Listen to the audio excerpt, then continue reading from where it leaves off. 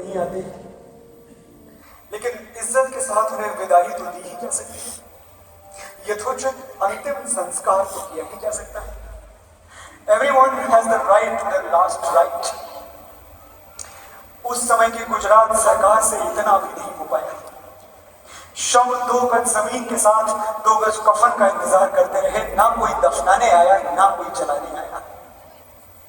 मोदी ने सरकारी अफसरों के दरवाजे खटखटाए, जवाब मिला लाशें अभी सड़ रही हैं, बदबू बहुत है, बाद में देखेंगे, बाद में देखेंगे। ये उस देश में हो रहा था जहां हम दुश्मन का अंतिम संस्कार भी आदर से करते हैं। हमने पड़ोसियों के साथ जो युद्ध लड़े, उनमें कई बार ऐसा हुआ कि वो अपने मरे हुए सिपाहियों की लाशें लेने भी वापस नहीं आए, छोड़ दिया लाशों को लावारिस चील कौवों के लिए। हमारे सैनिक, दुर्गा मैया की जय बोलने वाले हमारे सैनिक, उन्होंने इज्जत के साथ दुश्मन सैनिकों को दफनाया और गीता पढ़ के उनकी आत्मा की शांति के लिए प्रार्थना की। और ऐसा इसलिए क्योंकि हमारे उपनिषदों ने हमें बताया है शव का कोई पक्ष नहीं होता, इंसान के साथ दुश्मनी भी मर जाती है। अब ये सिर्फ किसी का बेटा है, किसी का भाई है और इसे इज्जत के साथ इस दुनिया से जाने का अधिकार है।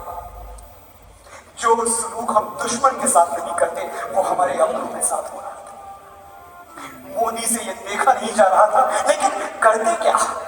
कोई सरकारी कुर्सी या ताकत तो थी नहीं कि ऑर्डर पास कर देते। मजबूर, असहाय, बेबस, खुद जितनों का अंतिम संस्कार कर सकते थे किया। दिन बीते, भारतीय जनता पार्टी का गठन हुआ और संघ से आदेश मिला राजनीति में जाओ मोदी, बीजेपी को तुम्हारे मजबूत कंधों और दूरदर्शी आंखों की जरूरत है।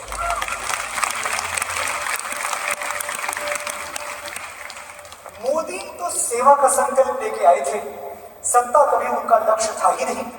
लेकिन मोरबी की बेबसी ने उन्हें यह सच तो समझा ही दिया था कि अगर सत्ता की ताकत मिल जाए तो सेवा की बाहें और मजबूत हो सकती है।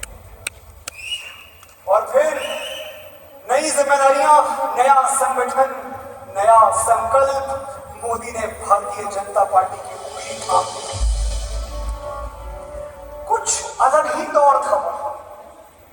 500 वर्षों से इस देश का हिंदू पहले बादशाही दरबारों और फिर अदालतों के चक्कर काट रहा था, ये सिद्ध करने के लिए कि बाबर से पहले राम हुए थे हुजूर, कलयुग से पहले त्रेता आया था जिल्ला ही।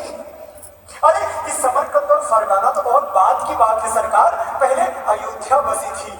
और मीलॉर्ड बाबर नामा से 7000 साल पहले हमारे महर्षि वाल्मीकि ने रामायण लिखी थी।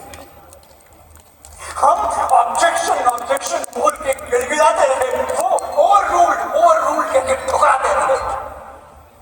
चलो कोई बात नहीं, बाबरों, औरंगजेबों और अंग्रेजों के जमाने में राम के साथ अन्याय हुआ, वो तो गुलामी के दिन थे, हमारे पास में था ही क्या। लेकिन आजादी की बात, आजादी के बाद भी हम श्री राम को आजाद नहीं करवा पाए। 1950 में संविधान बन गया, संविधान में धनुष धारण किए हुए श्री राम का चित्र अंकित हो गया, लेकिन राम को अपनी जन्मभूमि फिर भी वापस नहीं मिली। बापू, हमारे बापू जीवन भर राम राज्य का सपना देखते रहे और प्राण त्यागते हुए भी एक ही नाम लिया था, हे राम। उन्हीं बापू के देश में सत्ताएं महलों में राज करती रही और राम को एक झोपड़ी तक नसीब नहीं हुई। हमने वो सूरज अंधेरे में फेंक दिया जिसने पूरी सृष्टि को उजाले में रखा। अरे कैकेयी ने तो सिर्फ 14 वर्ष का वनवास दिया था, हमने 70 सालों तक राम को ताले में रखा। दुनिया के किसी भी देश में 100 करोड़ लोगों की आस्था और आराध्य के साथ ऐसा खिलवाड़ न कभी देखा गया, न कभी सुना गया। और जैसे इतना काफी नहीं था, अयोध्या में सत्ता की निरंकुश गोलियों ने निर्दोष कार सेवकों के खून से सरजू का पानी लाल कर दिया। राम भक्तों की हत्या, उनका वध उसी नगरी में हुआ जिसे आवध कहा जाता है। मोदी ने प्रतिज्ञा ली, अब और ये अनर्थ नहीं होने देंगे। कार सेवकों का बलिदान व्यर्थ नहीं होने देंगे। राम लला हम आएंगे, मंदिर वही बनाएंगे।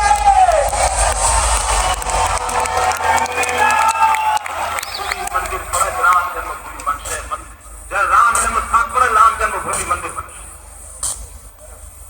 दुनिया की कोई ताकत राम मंदिर बनता है।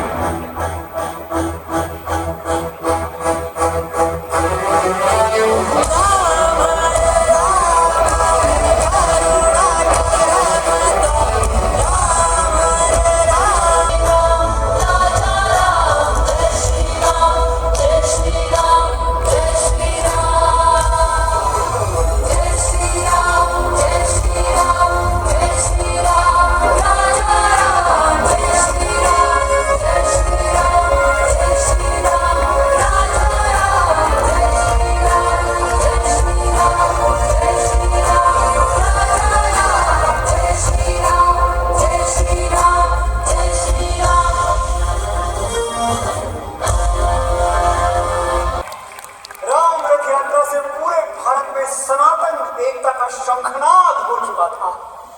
अब समय की मांग थी राष्ट्रीय एकता, नेशनल यूनिटी।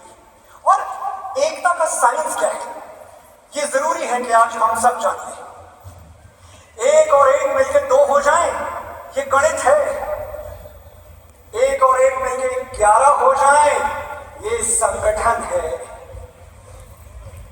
एक और एक मिलकर एक ही रह जाएं, ये प्रेम है। एक और एक मिलकर शून्य हो जाए, ये अध्यात्म है। एक को एक से मिलने न दिया जाए, ये कूटनीति है। एक को एक के विरुद्ध खड़ा कर दिया जाए, ये भ्रष्ट राजनीति है। और एक है तो सेफ है, ये राष्ट्रनीति है। एक है तो सेफ है। 11 दिसंबर 1991 मोदी चल पड़े कन्याकुमारी से कश्मीर के लिए। लक्ष्य था पूरे भारत को एक सूत्र एक सुर में पिरोना। कश्मीर से कन्याकुमारी, हैदराबाद से हापुड़, गुजरात से गुवाहाटी, एक देश एक माटी। मोदी कश्मीर को पूरी तरह भारत से जोड़ देना चाहते थे और अलगाववादी मोदी और भारत दोनों का ये सपना हमेशा के लिए तोड़ देना चाहते थे। देशद्रोहियों ने क्या चेतावनी दी थी हमें, जरा सुनिए तो। लाल चौक में पोस्टर लगाए, दीवारों पर लिखा है, जिसने अपनी मां का दूध पिया है वो श्रीनगर के लाल चौक में आए और अपने भारत का तिरंगा झंडा फहराए और अगर जिंदाबाद शायद उसके नाम देंगे और हम 26 जनवरी को परसों अब चंद घंटे बाकी हैं, लाल चौक में फैसला हो जाएगा किसने अपनी मां का दूध पिया।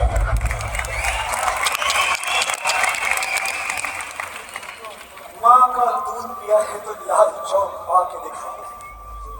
पूरे श्रीनगर को ऐसे पोस्टर से भर दिया गया, मोदी रुके नहीं। जान से मारने का फतवा जारी कर दिया गया, मोदी झुके नहीं।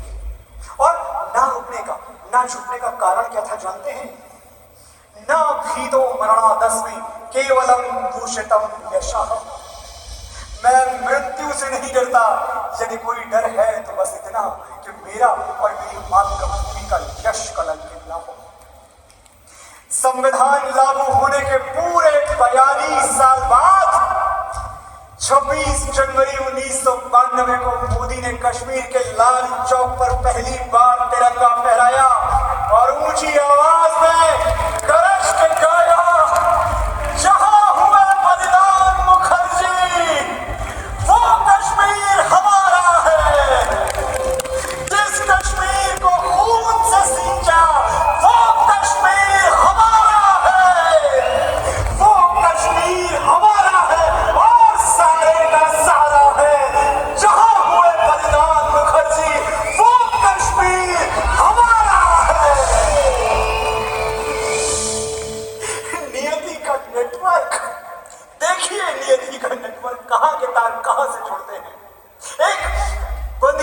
गांठ खोलने से शुरू हुआ, मोदी और तिरंगे का रिश्ता एक कदम और आगे बढ़ चुका।